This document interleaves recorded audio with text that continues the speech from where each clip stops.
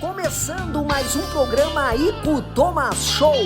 Toda semana, entrevistas inéditas e exclusivas com entrevistados super conectados e histórias fascinantes. Inscreva-se no canal. Ico Thomas Show é um oferecimento Kia Motors, Assum Supermercados e Massas Romena. Isso aí, pessoal, tudo bem? Começando mais um Ico Thomas Show. Um momento bastante, infelizmente, bastante triste e tenso aqui no nosso estado do Rio Grande do Sul, porque você sabe, né, tudo que está acontecendo, esta catástrofe, aí mal nos recuperamos ali das enchentes do ano passado, de 2023, e agora já vem esta com muito mais força. Realmente é um assunto muito triste, coisas horríveis acontecendo, estamos acompanhando aí pelos sites, noticiários, mas temos que falar sobre isso, né? E para comentar, para falar sobre esse assunto, eu sempre chamo um grande profissional, um grande amigo que eu tenho, eu chamo carinhosamente de professor Chico. Mas está aqui professor Francisco Aquino, que é chefe do Departamento de Geografia da URGS e também climatologista. Professor Chico, prazer estar conversando contigo novamente, mas sempre que conversamos está acontecendo algo grave, né, professor Chico? Só conversamos nesses momentos, né, professor? É muito bom estar aqui contigo, Ico. Obrigado pela oportunidade. De fato, cruzamos o maior desastre da história do nosso estado, sem precedentes, né? Não adianta mais querer comparar com os anteriores, a gente superou todos. E nossa comoção, nosso sentimento, né, a todos e todas que estão ainda sofrendo, né?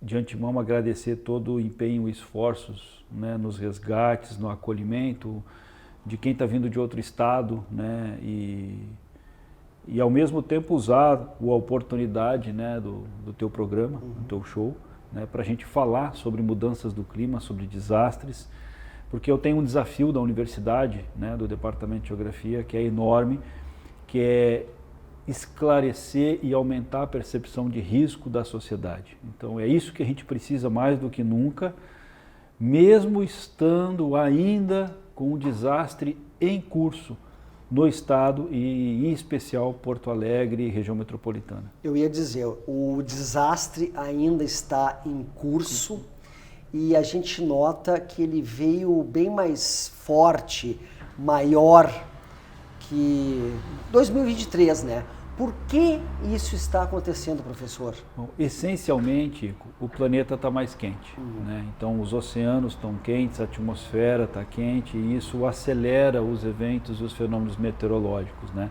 2023 foi um ano em que nós tivemos uma dezena de desastres no Rio Grande do Sul e temos que considerar que a gente teve duas importantes inundações no nosso estado. Uma rivalizou com a outra e ambas quase empatando com a de 1941, vamos dizer assim, em termos de destruição, desastres, ruptura do nosso cotidiano. E essa, lamentavelmente, né, supera, porque mesmo o El Niño saindo de cena, e o El Niño favorece mais chuva no Rio Grande do Sul, favorece mais tempestades no Rio Grande do Sul, favorece mais ondas de calor no centro do Brasil. Nós estamos tirando o El Niño de cena no Oceano Pacífico, porém os oceanos e a atmosfera em 2024 já estão superiores em calor do quando a gente compara a 2023.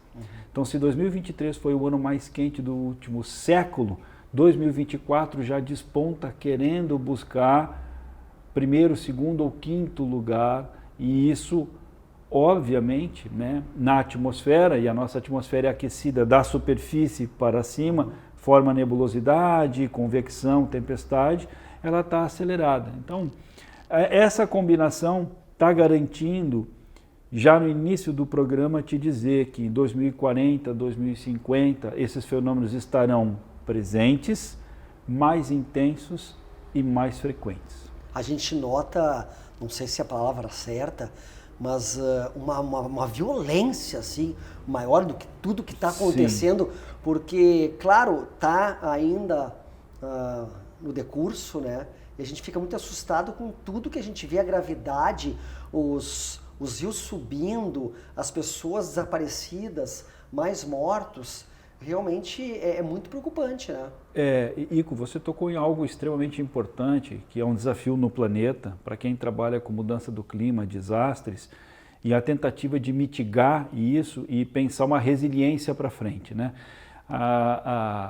As famílias, os gaúchos, não conseguiram vencer o luto dos prejuízos e das perdas de 2023. A gente tinha há pouco passado pela pandemia. Então, a crise ambiental global, ela é complexa, ela faz contornos difíceis de solucionar e de administrar o nosso dia a dia. Porém, inundações extremas, elas são sempre sem precedentes, né?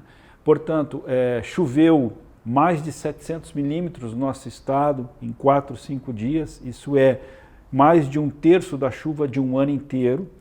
Significa que você colocava mais de 700 litros de água por metro quadrado na bacia hidrográfica do Taquari e outras adjacentes. É muita água para um curto espaço de tempo, e essa água ainda tinha que escoar em encostas e vales que encaixam os rios. O rio ganha velocidade e ganha altura.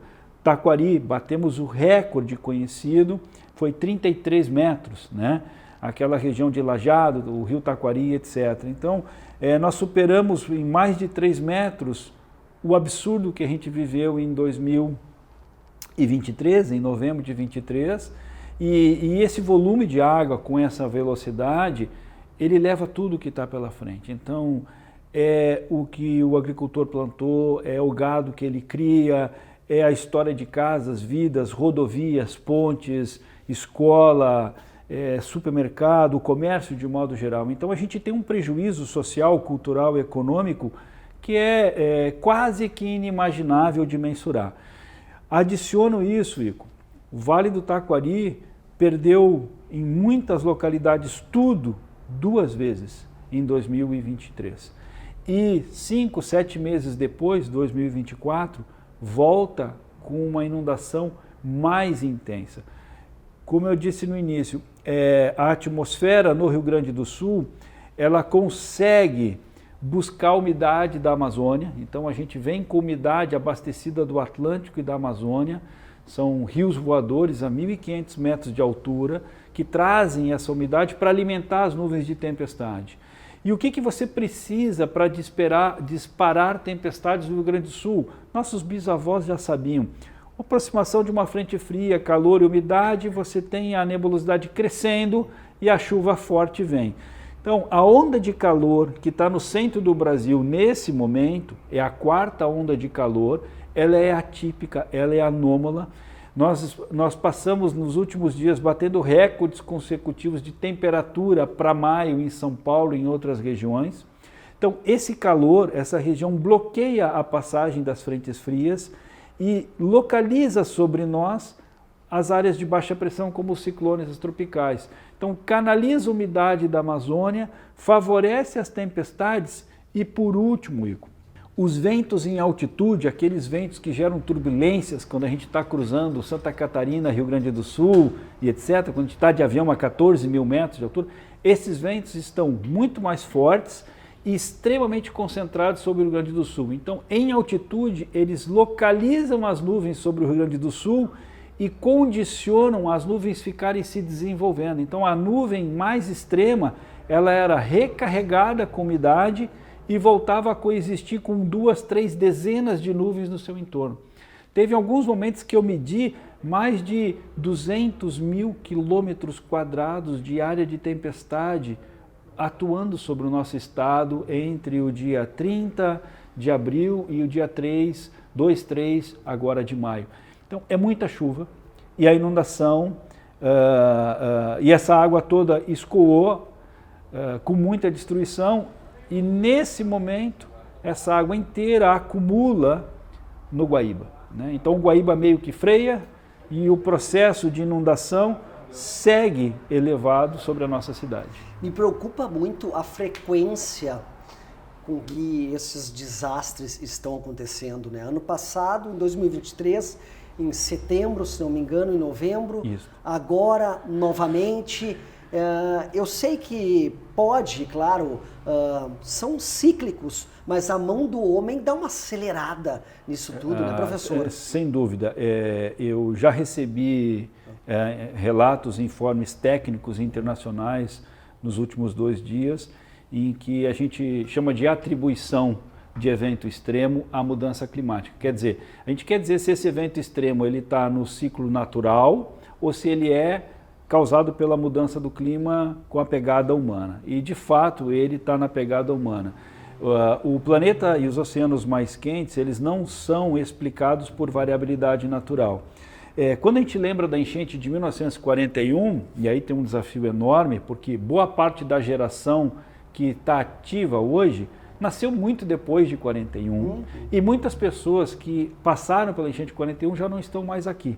Então a gente está perdendo essa história e a gente precisa revisitar para ter qualidade de informação e saber o que fazer, né? Então em 1941 nós tivemos muita chuva por vários meses, a inundação foi crescendo, mas entre aspas, um pouco mais lenta. Agora um pouco mais devagar, você né? tem uma inundação como essa em menos de uma semana, Exato. Né? E ela atua numa região como a região metropolitana, mais o Vale do Taquari, por exemplo. Você bota aí mais de 2 milhões de pessoas de uma única vez. E nesse momento, quando a gente compara a enchente de 41, a gente imaginava, pelos cálculos de vazão, volume e previsão, que você ia ter o retorno de um evento como esse em 1.500 anos. Então nós estaríamos lá para o ano 3.000 e alguma coisa, quase 4.000, para ver a enchente de 41. 2015, 2023... E só em 23 foram 2 que ocuparam o mesmo espaço dizendo, olha, está meio fácil para a gente bater esse recorde, tá? Então, se você olha o volume de água nas 2 inundações de 2023 que cruzaram pelas barragens, né, o volume de água impediu as barragens de funcionar, as barragens foram evacuadas, né? O volume de água, que era mais de 10 mil metros cúbicos por segundo cruzando nas barragens, o cálculo disso revela que a gente deveria ter um retorno daquela magnitude de setembro em 10 mil anos. Olha só. Você teve ela em novembro, 3 meses. Tá? Então, se você olha a inundação de hoje, nem para 1.500 anos, nem para 10 mil anos. Quer dizer, não é normal do ciclo natural você ter estas inundações e o impacto que ela gera, segue gerando, e insisto, o ambiente atmosférico entre o sul do Brasil, o Paraguai, a Argentina e o Uruguai, ele está cada vez mais propício para eventos extremos, seja uma onda de calor e estiagem ou uma inundação extrema das extremas. Professor Francisco, este desastre ainda está em curso. E a gente vai ter que contar com algumas sortes aí ao longo do caminho, né? A primeira é parar de chover, mas para, depois continua. E quais as outras sortes que precisamos, professor? Não temos dúvida que a primeira grande oportunidade foi a interrupção da chuva, considerando o volume que vinha precipitando no início. Então isso, sem dúvida, contribuiu para não ampliar mais o desastre e permitir essas janelas de resgates, oportunidades de voo e assim por diante. Mas a gente também tem que lembrar que, por exemplo, em 41, a enchente em Porto Alegre ela foi se postergando porque o vento de sul, sobre o sistema Patos e Guaíba, represava a água. E nesse momento a gente não tem nenhum desses sistemas segurando a água. Aliás, pelo contrário, até tinha um vento meio norte-nordeste facilitando, mas era um vento fraco que não empurrava a água. Mas de fato a gente tem o volume inteiro que desceu dos rios ao Guaíba e o Guaíba tentando escoar para o Patos, né? Então esse fluxo ainda vai demorar alguns dias, né? e é por isso que a gente tem esse represamento. Mas sem dúvida nenhuma, tirando chuva e tirando um vento contrário, parece irônico dizer isso, né? Suaviza o estado crítico que a gente está. Professor Francisco, com essa história toda, essa catástrofe que está em andamento ainda, a gente até pôde observar alguns bairros vulneráveis, mais vulneráveis em Porto Alegre, porque a gente nunca tinha passado por isso, né? A percepção de vulnerabilidade, o entendimento da população de uma localidade, vamos falar de Porto Alegre, Canoas, Venâncio Aires, Lajeado, qualquer cidade, né? A gente entende que, indiferente do poder aquisitivo da população que está naquele local, o local apresenta uma vulnerabilidade a uma inundação, a uma chuva extrema, ou até a circulação de ar, poluição, etc., né? Então, obviamente, Porto Alegre é uma cidade que cresceu às margens do Guaíba, né? Numa confluência de um delta de grandes rios, isso aí é quase a maior parte, né? Simplificadamente dizendo, da drenagem do nosso estado deságua no Guaíba, né? No delta do Guaíba. Então, a gente vai ter áreas alagáveis, né? Mais próximas desse nível. Então, posso te dar um exemplo, o próprio aeroporto de Salgado Filho é uma área de vulnerabilidade, a gente viu que ele está inundado, alagado, obviamente, 5,30 metros, 5,27 metros é um nível muito alto para o Guaíba. Os sistemas de dique, né, ele é importante, ele segurou esse sistema todo, ele deu tempo, né, vamos dizer que ele deu tempo para os bairros, para as pessoas se prepararem, onde as pessoas não percebiam esse risco, onde as pessoas não diziam aqui nunca veio água e ela agora chegou com mais de 1 metro, 1,5 metros da água, as pessoas estão compreendendo essas vulnerabilidades. Então, as áreas mais planas, mais baixas da cidade, especialmente essas logo contínuas aos diques, a todo o sistema, né, que a gente tem para proteger a cidade, são áreas de vulnerabilidade à inundação. Isso é fato, isso a gente sempre soube, né? E elas se tornam ainda áreas mais complexas, porque elas são áreas extremamente ocupadas, são de densidade populacional elevada, e você tem a complexidade, você tem que cortar a energia elétrica porque a área está inundada, então você também já fica sem água, tem dificuldade de fazer o resgate, alguns protelam a saída, e isso vai gerando uma vulnerabilidade complexa, né? Então, lamentavelmente, este evento,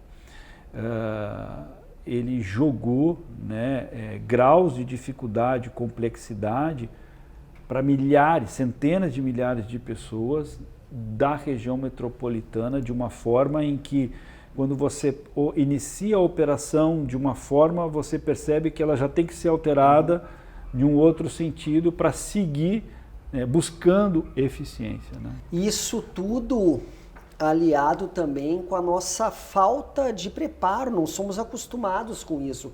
Por exemplo, um povo que passou por guerra, o Japão, por exemplo, eles já lidam de outra forma com estas catástrofes, né?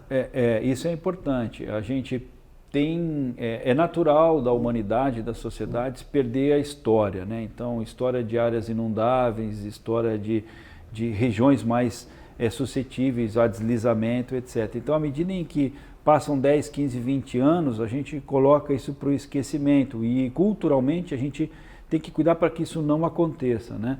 Então, as marcas das enchentes, né? Então, a gente lembra o nível da água em 1941 no mercado público de Porto Alegre, né? No meu ponto de vista, né, do ponto de vista de educar a sociedade para desastres e preparar para os desafios futuros, você tem que ter essas marcas na rua, nos postes, em outras áreas da cidade, para que ela seja sempre visível, para que todo dia você lembre, a água chega aqui, né? Então, a nossa preparação para essa memória vai nos dar maior resiliência, né? E é importante que a gente tenha, obviamente, né? A gente sempre diz isso, né? Que a gente precisa investir nos sistemas, né? Então, investe em educação, proteção ambiental, no envolvimento da sociedade com a defesa civil. A sociedade globalmente falando, no Brasil e no Rio Grande do Sul, precisa cada vez mais se envolver com a defesa civil. A gente precisa fortalecer a defesa civil, porque é nítido que a gente vê que a defesa civil e o que ela agrega é o que nos leva a estrutura para o socorro, para o resgate e para toda a primeira ação que a gente precisa. Sem dúvida, corpo de bombeiro, polícia, exército, etc. Mas a gente tem planos, projetos nacional, estadual e municipal diretamente ligados à defesa civil. E, pasme, Ico, a maior parte dos municípios do estado do Rio Grande do Sul, se tem um agente de defesa civil, ele é voluntário. Então, não vai dar certo se a gente continuar assim, né? Então, não é uma crítica a prefeito, prefeitura, partido, não é isso. Isso é uma realidade do Brasil e a gente, desde 2012, está organizando esse banco de dados. A gente tem dificuldade de recorrer às informações e lembrar de tudo isso, mas a gente espera, né, que, passado esse desastre ainda em curso, a gente possa unir esforços, universidades, centros de pesquisa, governo, prefeituras, defesa civil e ampliar essa ação de percepção de risco, de resiliência, de entendimento que os desastres, lamentavelmente, estão crescendo e estão crescendo aceleradamente nos últimos 5, 10 anos para cá. Muito obrigado, professor Francisco Aquino, meu amigo que eu chamo carinhosamente de professor Chico, sempre dando uma aula aqui, né? Conversamos aqui a respeito desse desastre terrível que estamos enfrentando aí, né? Tá acontecendo ainda, mas quero dizer a todos vocês, né, que fiquem bem, tenham fé, ajudem, né? Façam a sua parte, vá no supermercado, não precisa levar todos os papéis higiênicos, não precisa levar todas as águas, espera, o outro também precisa, vamos ajudar, sei que estamos todos aí bastante empenhados, parabéns a todo o nosso povo do Rio Grande do Sul e muito obrigado, professor, pela sua participação aqui.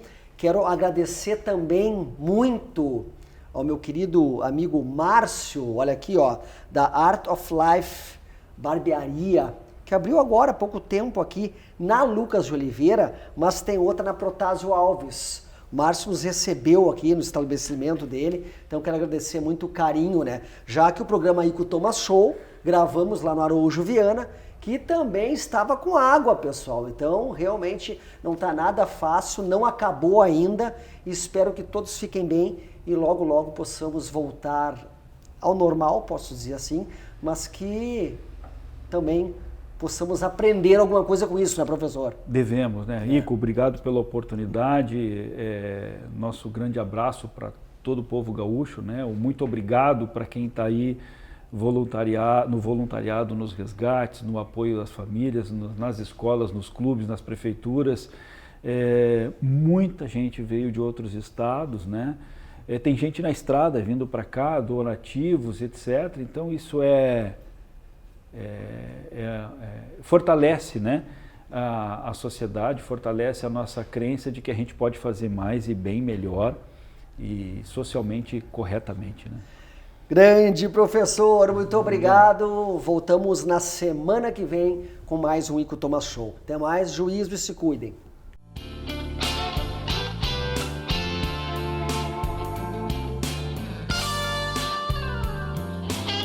Ico Thomas Show é um oferecimento Kia Motors, Assum Supermercados e Massas Romena.